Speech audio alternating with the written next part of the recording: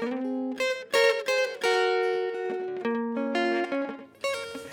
year, the KCP results are released.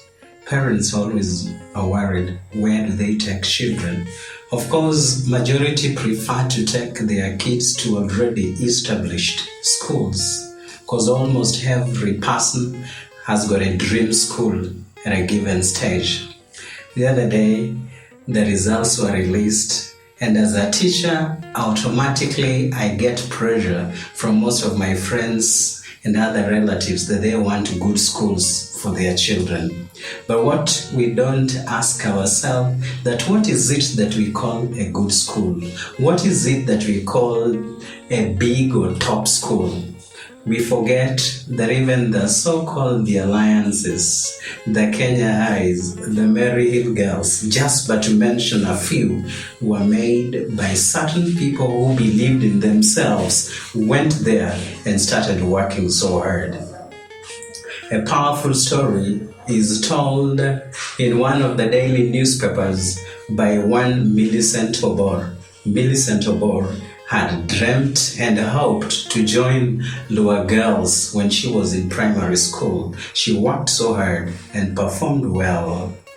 She got the right marks, however, she wasn't fortunate to get a calling letter for Lower Girls. She got one from Near Girls, and equally a super school. Then she didn't get her choice, but at least she got Near Girls High School. Then, as fate will conspire with other factors, Millicent did have it her way. Her father retired that particular time, and by that time, the father was equally sickly.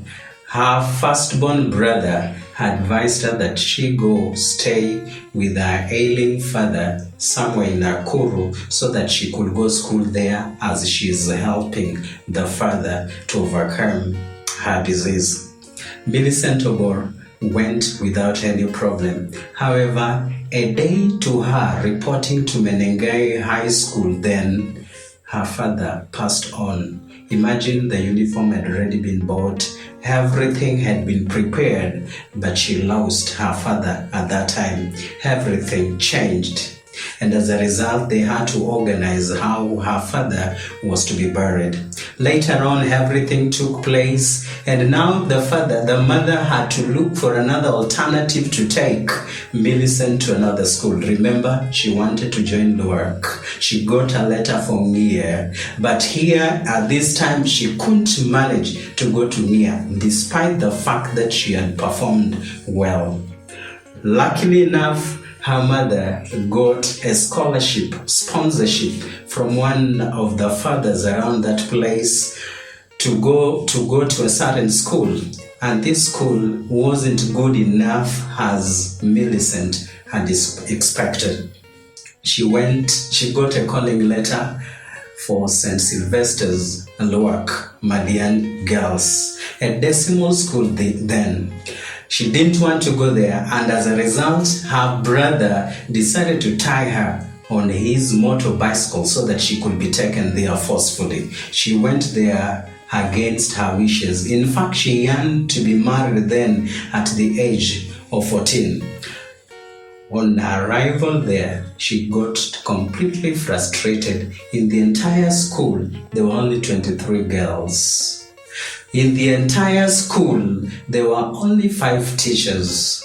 So many things were missing. In the library, you could literally count the number of books using your finger. She didn't know that she could as well make it there. And there, for some few days before they sat for their exams, the first term Form 1 exams, she made a paradigm shift that she's going to make St. Sylvester's Madian Alliance Girls High School. She decided to make that school the dream school of hers, the Lower Girls, and she affirmed it to herself that she had great potential and that if she could make it at Lower, she could equally make it there at St. Sylvester's Madian. And the first exam they did, she was among the best. The second exam she did, she was number 1.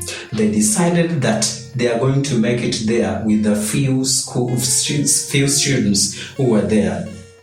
For them to do well, now that they only had 5 teachers in that school, they decided to be peer teachers in various subjects. Herself, Millicent, decided to be a peer teacher in physics, maths. Another friend of hers, Rosemary Rhoda, decided to be a peer teacher in biology and chemistry. And then there was Leah, who decided to become a peer teacher in English. They did this repetitively and their performance kept on improving. When the father in charge of St. Sylvester's Madiani realized that Millicent and the rest were interested in performing well, they started employing some teachers on board, and teachers became. But as teachers were joining them, they were always up there on their own as they were tutoring themselves. Then they did for the joint exams. When they were in Form 3, they did with the likes of Miranda High School, the likes of Lower Girls, which were top schools then. And when the results were released, Millicent was position 3. She was first in physics. She was equally first in mathematics.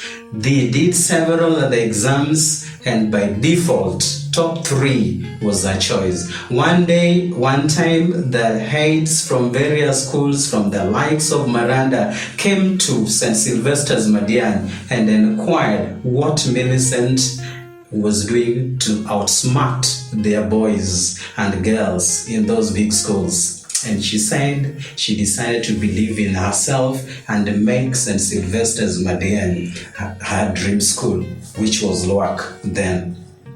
Later on, she enhanced this further by taking all her siblings, her brother's books. Her brother was in Usenge Boys Secondary School.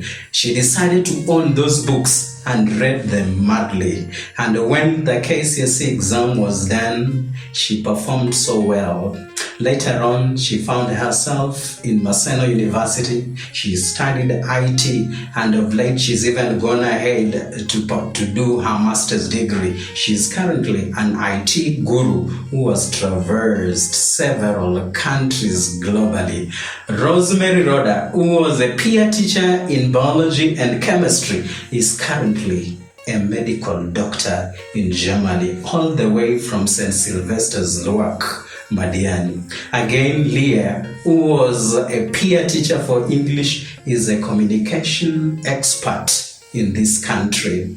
Imagine the school she had disrespected when she had lost the chance to go to near girls because of the demise of her father. She decided to make this school as well as the other ones, and whatever they did was just paradigm shift, changing their attitude toward this school, and they decided to work.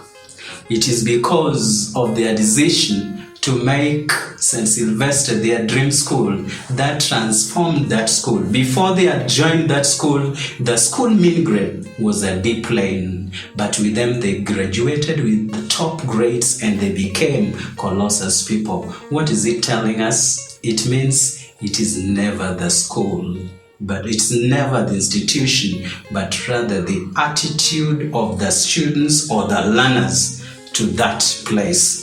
Again, of late, if you've been very keen, Professor Magoa has always read the most improved students. Most of these scored 113, like the other time I heard in the last release, and went to a village school, a mixed school in a village somewhere, and this kid left with a B plane. There were several others who've been mentioned with the 240-something living with A minuses. Of course, there are so many others, just but to mention a few. There are so many other examples we could have given, but there is another mentor of mine, a good friend of mine, a great teacher, Mr. Abel Odira, who talks of examples or characteristics of fire.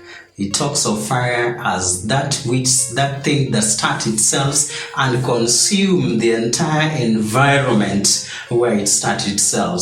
It talks of fire as that aspect that gives the warmth around that place. How I wish that you can go look at the other characteristics of fire. Then you as a person, if you didn't get that Mary Hill Girls as your dream school, if you didn't get Mangu High School as your dream school, if you didn't get the alliances, go to that school, whichever size you get, and be the fire in that. Go design that school and look at the other factors and do the necessary so that you're going to be the one to make that institution a great school.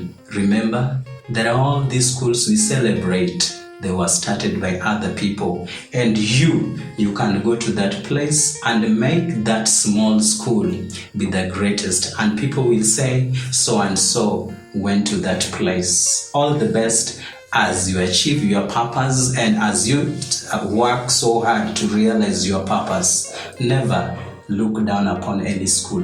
You can make it anywhere so long as you decide to be focused and work towards your goal. Be blessed.